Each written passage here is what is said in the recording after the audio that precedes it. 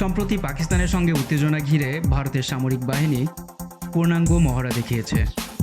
যুদ্ধকালীন প্রস্তুতির অংশ হিসেবে পশ্চিমবঙ্গের তিস্তা নদীর অববাহিকায় এই মহড়া করেছে দেশটির সামরিক বাহিনী। গত সপ্তাহে টানা 3 দিন তিস্তা ফিল্ড ফায়ারিং রেঞ্জে তিস্তা প্রহার নামে এই মহড়া চালানো হয়। মহড়ার জায়গাটি ভারতের চিকেন স্নেক বা শিলিগুড়ি করিডোরের খুব কাছেই। উত্তর পূর্ব ভারতকে বাকি দেশের সঙ্গে সংযুক্ত করা মাত্র 17 কিলোমিটার চওড়া ও সরু অংশটিকে চিকেন স্নেক বলা হয়।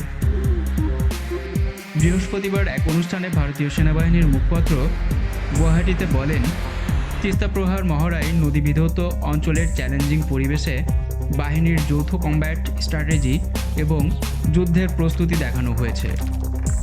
সামাজিক যোগাযোগ মাধ্যমে তিনি দাবি করেন, এ মহড়ায় আরও একবার ভারতীয় সেনাবাহিনী তাদের আধুনিক অস্ত্রশস্ত্র, ট্যাকটিক্যাল ড্রিল ও খুব দ্রুত অভিযান চালানোর ক্ষমতা দেখিয়েছে, যা তাদের উৎকর্ষ ও আধুনিকায়নের প্রমাণ।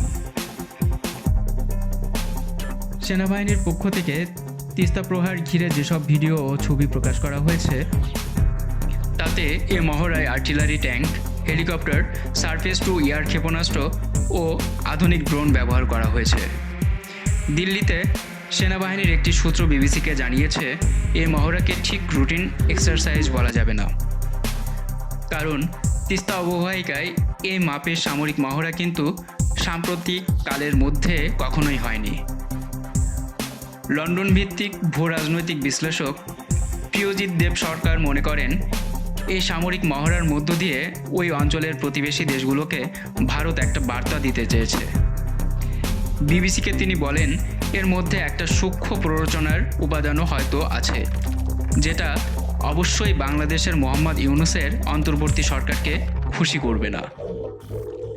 মুহাইমিনুল ইসলাম, ফিনান্সিয়াল পোস্ট।